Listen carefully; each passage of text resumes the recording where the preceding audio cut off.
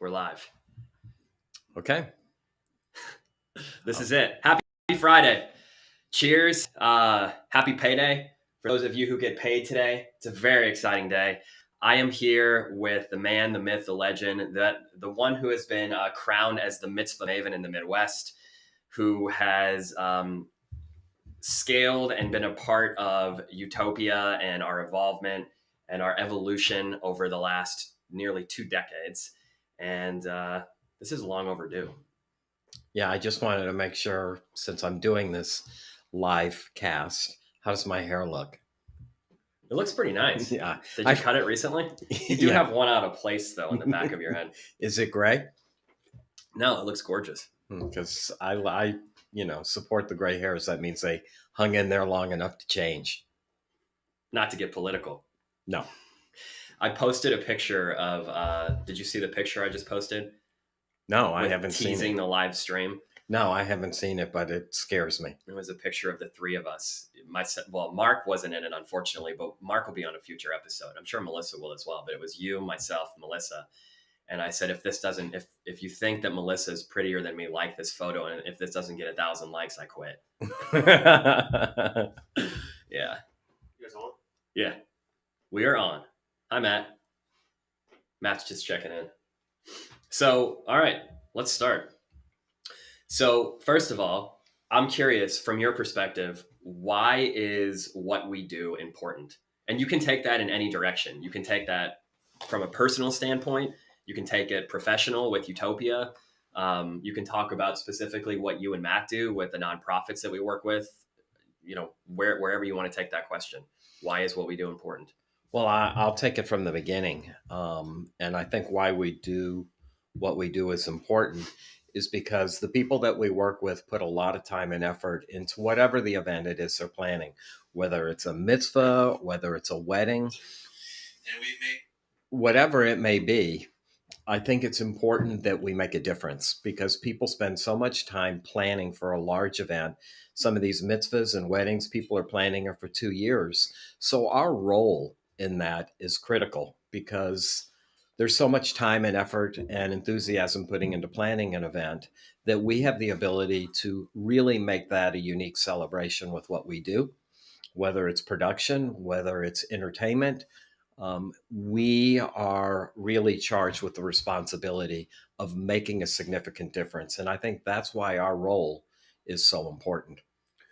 When you think about when after Mom passed away, almost 10 years ago now, you and I were, God, that's crazy to think about. 8 years? 8 years this summer. That's insane. You and I were sitting on, you were on the couch and I was on the floor of our family room in our childhood home, Whitestone. And you were having the deliberation of, do I sell the company? You were in a corporate role at the time in sales. And you were back and forth as to, well, Utopia fills my cup, but it's not making the money that I know that it needs to make to be able to support myself financially, to support you financially if you decide to go full time. And but we grew it to that, and that's where we are today. But as you reflect on that decision that you made 8 years ago, that has transformed our lives, because if you decided to sell, we wouldn't be here sitting here today having this conversation about Utopia, about life. And what made you decide not to sell? Well, looking back on it at the time, I made what was probably a very poor business decision because I already had a job that necessitated that I travel a lot. I traveled overseas a lot, and that was my primary source of income. And Utopia, because my wife and your mother was running the company for the most part, while I traveled and I helped on the weekends. It was a sideline business for me. So, from a business perspective, because of my time commitment, it made a lot of sense to sell it. But I didn't sell it because it was my connection to a family owned business. It was my connection to my wife, who started the company that was deceased.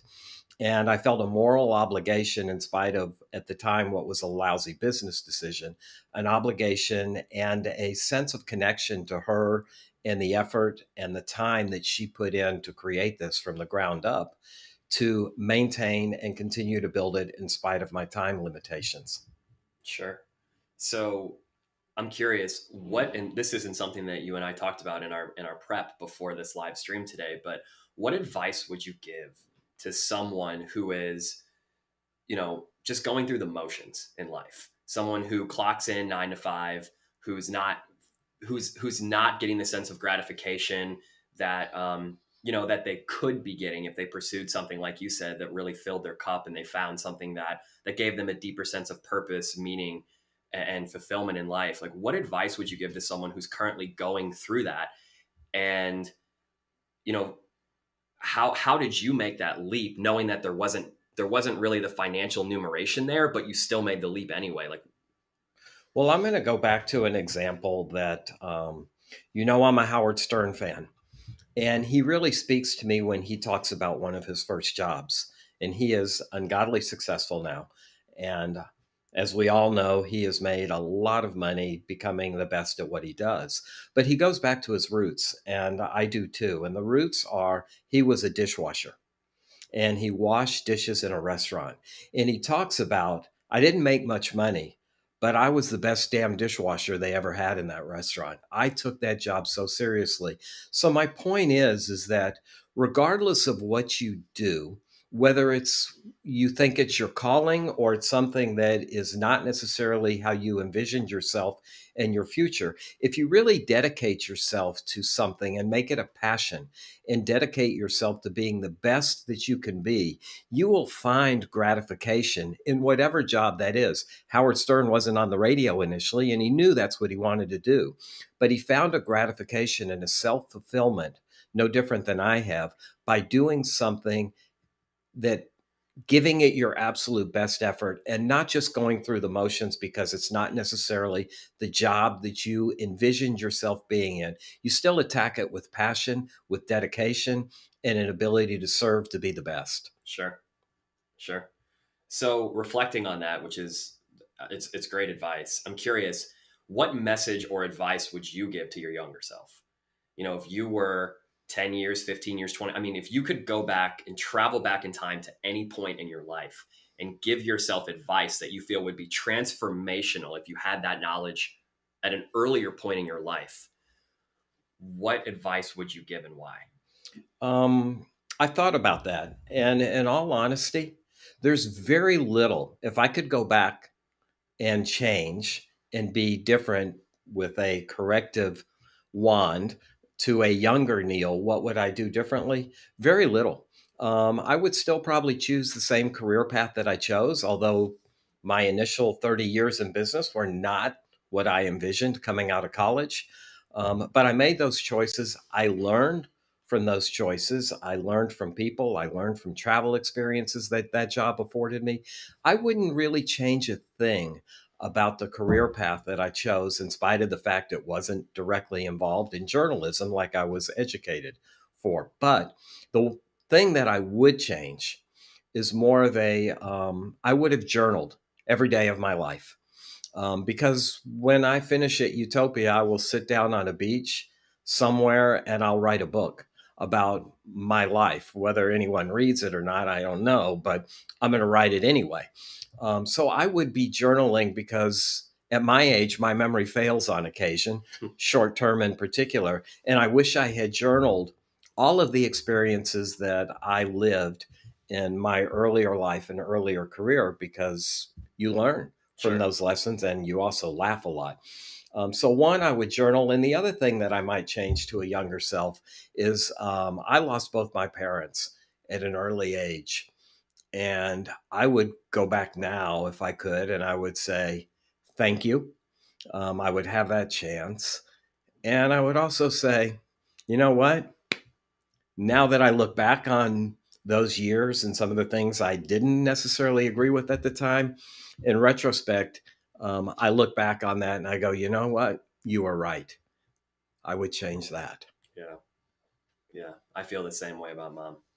If I could go back 8 years, I feel the exact same way. I'm curious, you mentioned your book. What would be the top story if you wrote your book right now? What would be on chapter one, page one? Um, wow, that's a good question, and I didn't prepare for I, that. I always like to pull little nuggets out of what I hear, and I know these are things we didn't necessarily prepare for, but I think that's what makes them great. Is they're spontaneous questions. Well, I don't know if it would probably start with some of my online dating experiences and dating sites, although Matt gets a kick out of that would that. probably Our be some producer of Matt's in the corner, by the way. best the best chapters from a comical point of view. But I would probably start with some initial experiences for my life. I think the first chapter and one of my first memories, and the whole story behind it in my family, would be as a 6-year-old. I still have very vivid memories of seeing John F. Kennedy on a Thursday night at midnight, 12 hours before he was assassinated. So I will never forget that Thursday night and waking up and watching on Friday, even as a 6-year-old, the interruption of my cartoons and TV shows and Leave It to Beaver, that I saw Kennedy the night before he was assassinated. Yeah, that's a pretty amazing story. So that starts with my life at 6, and I Sure. believe that's where I would begin my book. Yeah, that's a good place to begin. What a cool reflection, cool memory to have. Going back to, and I mean, the tie in there is that you were with your family. That's the tie-in. It was a family experience.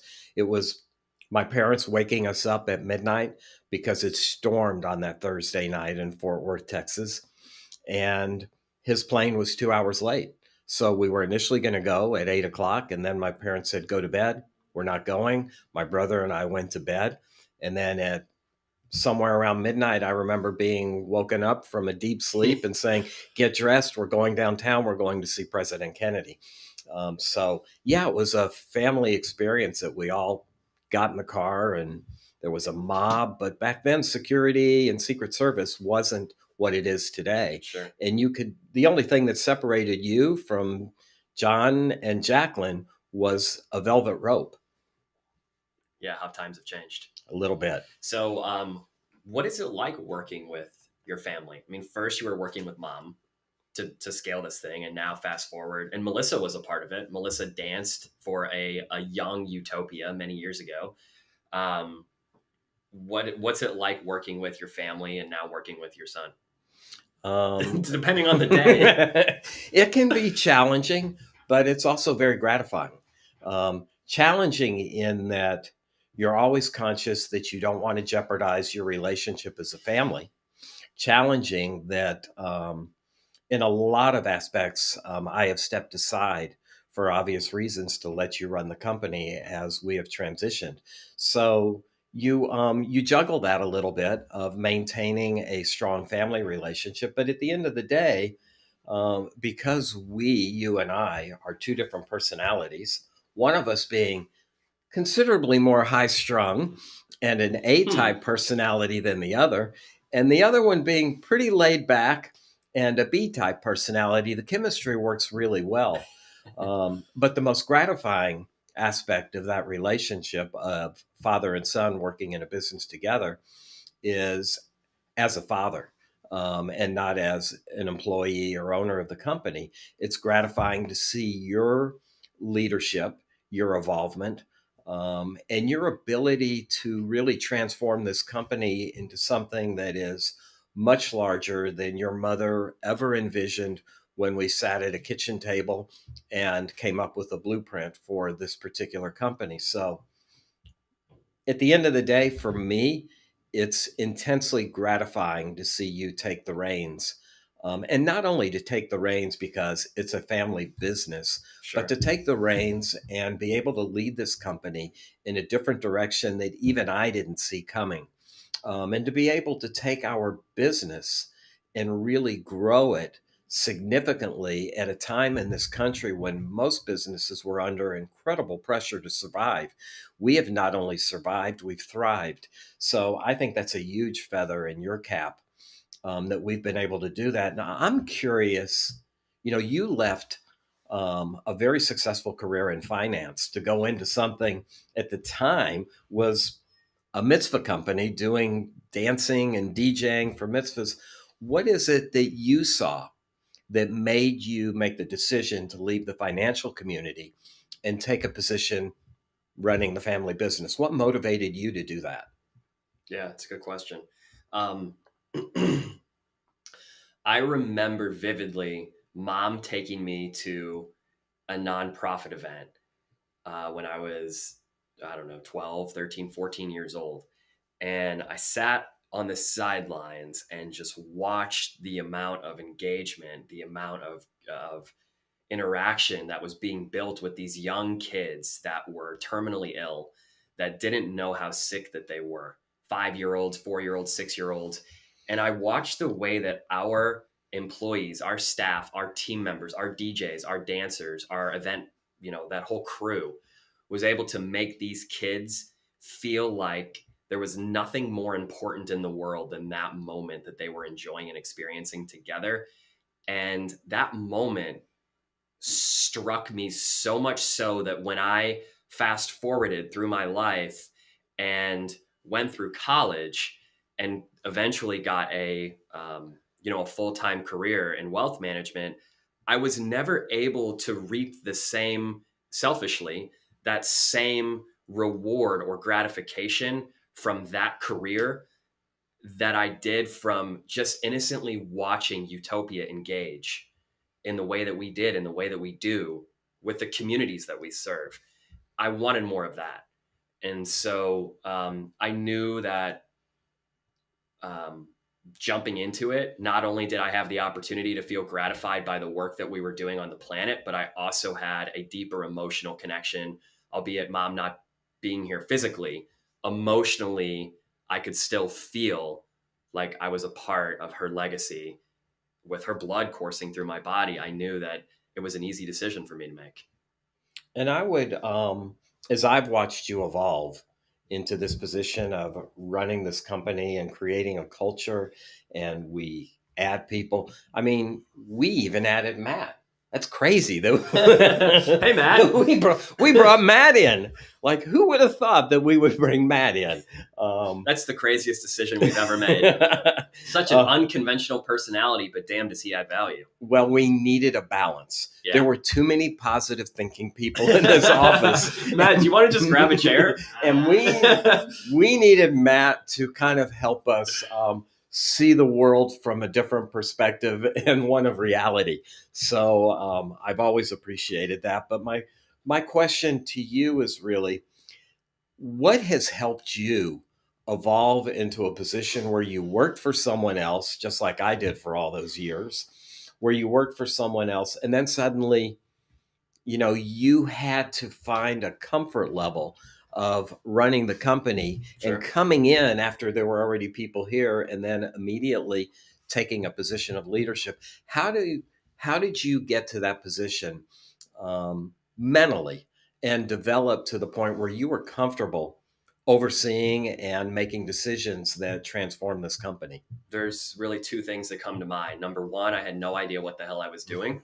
Because I think that everybody looks at successful entrepreneurs as I look at all these incredible entrepreneurs. And the reality is that most entrepreneurs and CEOs and executive leaders are making their best educated guesses. It's just that simple. Like, you think that they have some formula for the decisions that they make and that everything that they produce or every decision that they make is gold. That's just not reality.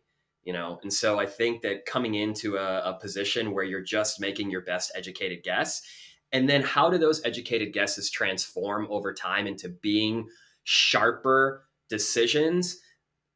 For me, that really stemmed from my personal development journey. So it's really two things: having no idea what the hell I was doing, but also being so invested in personal development and surrounding myself with leaders and influencers and entrepreneurs who have made some of the same decisions that I was making and just being able to ask them questions about my journey and relate it back to, the journey that they've had over their life. So that's what I would say.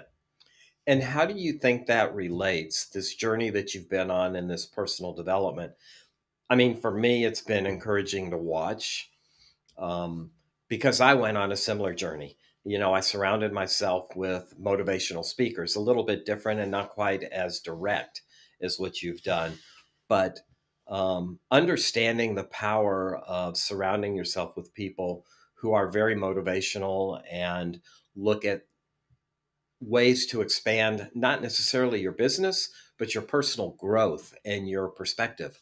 Um, so tell me a little bit how you think that that personal growth has helped you to really run this business and connect so directly the way you have in the last 2 years with the nonprofits that we do business with. Sure. I would think the biggest piece of development in my journey has been realizing that there's no like aha moment. There's no proverbial mountaintop that signifies that you've made it. And I think that the biggest thing for me that I'm still hypocritical because I oftentimes have to remind myself of this is that the journey is the destination. So I reflect on this right here, father son conversation that wouldn't have otherwise happened if we just said, hey, let's go live on a Friday. We don't care if anybody watches it, but it's cool for us now to have a documented conversation that when we perish, this is cool because this lives on in our legacy. So I think that just having little moments like this and creating life experiences, the hugs, the high fives, the wins, sitting down with your dad as you reflect on how you've grown a business and pivoted and thrived through the pandemic. And, we very easily could have gone out of business, but we didn't because we kicked ass. But life is all about the wins and the high fives and the hugs and the love and the pass that we pave every single day. And I think that that has been the biggest revelation for me is just feeling more into that and realizing that, oh my God, so we're a 7-figure company. We're not a 10-figure company yet. Oh my God, what are we going to do? Why are we not there? I've just let go of all of that. And there is no proverbial mountaintop. Like where we are right now is exactly where we need to be.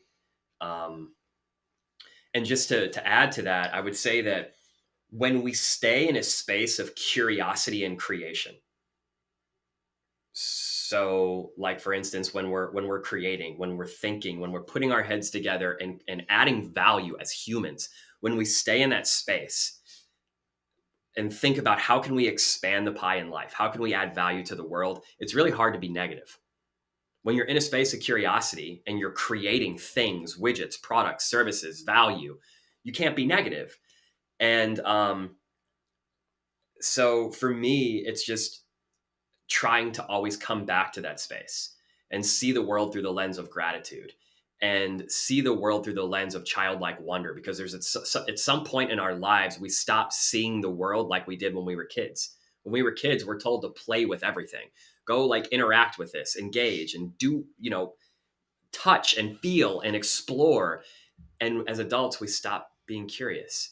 And so I just think it's continuing to lean into curiosity, to see the world through the lens of gratitude, instead of when you get cut off in traffic by some asshole saying, wow, that person's an asshole, realizing that they have demons, they have skeletons that, in the closet that they're facing and they're challenging, and just seeing things through the perspective of a lens of just appreciation for all that you have and all that the world is. Yeah, and I think for me, the journey has gone full circle in that I started out with a passion going all the way back to high school. Even, I would say, even elementary school, I discovered that I had a passion for writing. And so while my career post college took me on a completely different path, one that I would not change at all, now with the way our business has evolved, I'm doing what I always thought I would do, which is telling stories.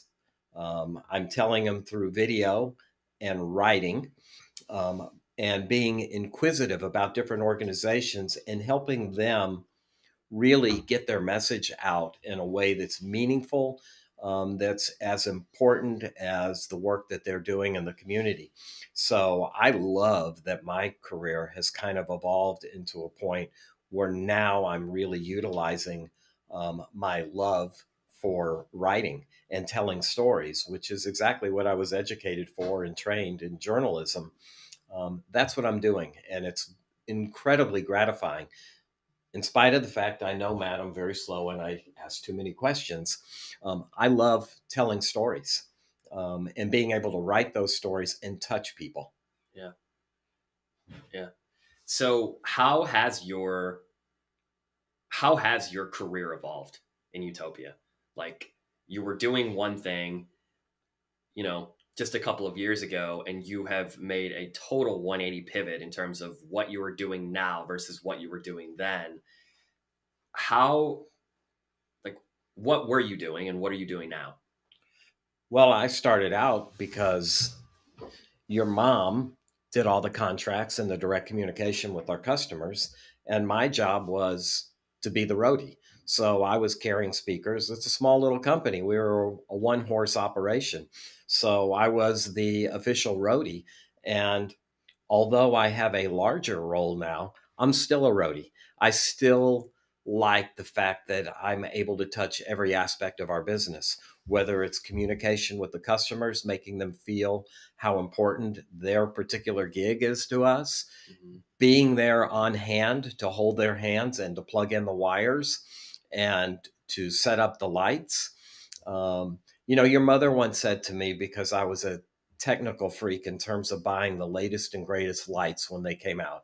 The new laser would come out, and I would be lined up at Guitar Center or Alabars, and I would be the first one in line to buy the latest technology. And then we'd get to the party, and I would be there with Jody, and the party would kick off, and all of a sudden, there's 100 kids dancing on the floor. There's all the parents, the 35 to 40-year-olds dancing on the floor, and the grandparents. So you look at the floor from 5,000 feet and you go, oh my God, we're touching three generations of people, and they're all partying and celebrating together. And then your mom would look at me and she would go, how about that laser light? You think anybody is noticing the laser light? And I would go, you're right. It's all about the experience. Yeah. So I love that I can still touch all aspects of our business and be involved from plugging in and wrapping wires to working with people to writing their stories. I Sure. love that involvement. Sure. And I see you getting emotional, and I know it's hard to not just make this like a tear fest, because I know we can both do it very easily, because you're reflecting on, you know, the impact of what we do, and mom and her legacy and what she was able to create just because she had an idea.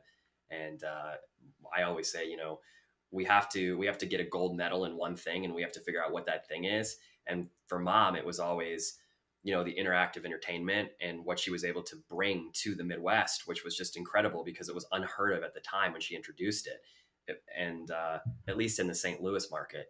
And now fast forward, 19 years of where we are today, and our one thing is really still the same. We might be in a different Exactly. lane, Still the same. working in production now and doing, working with nonprofits and corporations and bringing people together, especially now in the pandemic. It's really about bringing people together through communities and allowing them to connect, because like, what people crave more than anything is community and social interaction and engagement with other human beings. Like, imagine how lonely the world would be if there were no humans on it. It was just you. Like, it'd be Well, horrible. So I just, in wrapping up that thought, I just think about the product maybe has evolved over the last 18 years, but the feeling and the service is still the exact same. and I would wrap it up just to say that, your mom was a teacher before she began Utopia, and she taught not because of the money. We didn't at that particular time. Teacher salaries were not particularly great. Probably not great today. Not what they should be for people who educate. Um, but she was not in teaching for money, and I would venture to say that any teacher you talk to did not necessarily choose that career path because of the money. Sure. And by the same token, she didn't start Utopia because of the money. She understood that creating an experience for people that touched their lives was much more gratifying than the financial remuneration. And so that principle is really what guides us today. If you can fill someone else's cup, then that is more than you can ever get in a check, is by providing an experience that really touches people. And that was her impetus for forming Utopia, was to reach out, touch people, create an experience, and offer something that was not available in this particular market. And so that's what she did, and that's what we continue to do today, is really, if we do our jobs well, the remuneration is secondary. Sure. That comes, but it's really about the service and the ability to touch and help and connect people. And that has remained consistent no matter what our job description is for the day. That principle is what guides us. Where do you want to go from here? I mean, we've been... I'm thinking the beach. I want to go to the beach, fair. and I'll start writing my book. But in the meantime, I can put a chapter together as soon as you plan our next family vacation. It's in the works. It's in the works. Julie, thank you. Dear friend Julie said your ability to pivot during this trying time was amazing, Joey. Thank you very much, Julie. I mean, I can't take any of that credit. I've had an incredible team here. And while it may be Neal and I sitting here having a conversation about how we've, sort of pivoted and life and this transformative journey that we've all been on together, there really is an incredible team that has driven the bus the entire way. And so I have to get a shout out to everyone that has been a part of Utopia, all the team members that haven't given up on us. Oh, and I even love today. I go back to the most recent interviews I did at a school, and the teacher said they love how they've touched their students in such a way that kids that went through their education come back. Sure. They come back as adults. And it's very gratifying for me, in that same token, that our dancers and our people who have moved on in their life, their careers, come back. And that's happened. I just had one of our dancers reach out to me yesterday on a text message and say, hey, what's going on with you guys? And so it's really nice when you provide not only an opportunity for those people, but something bigger, and they're inclined and they feel a connection to what they did 10 years ago and want to come back. That's one of the main reasons that I want to continue scaling this company, because I, as an entrepreneur, as someone who will eventually step into, a role of leading, the sort of transformative journey that Utopia is on and will continue to be on. It's like, I feel that sense of responsibility that if we can continue to scale, not only will we add value to the groups that we serve, but holy crap, how gratifying is it knowing that there are, 10, 15, 20, 50 families that rely on us to go out and add that value, and we're creating and we're putting food on the table. And like, this company is a resource that, that people, I mean, rely on wouldn't be the right terminology, but that they're a part of something bigger than their individual selves, and it provides for their families because they're a part of it. Well, I'm very grateful that this pivot that we've made is continues to provide, for my family of me. And thank God we thrived in a strange way during COVID, and have a more successful business today. And that's nice because your leadership is providing me an income that hopefully will put me on a beach. And I'm not really thinking of Times Beach. I was thinking something with a little more sand. But Sure. Yeah, I love what we do. And I love the fact that you have taken the helm and you're running the show. And I'm sitting in my office writing videos and doing mitzvahs. The opportunity for the the small team of 6 of us that will eventually grow to 50 of us wouldn't be an opportunity if it wasn't for you.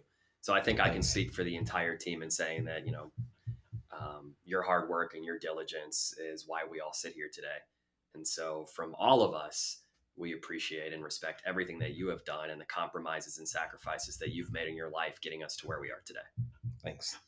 The last thing that I want to share before we shut it down and everybody can go out and enjoy we actually had a lot of viewers today. This was awesome. I guess everybody loves the It's got to be the hairdo.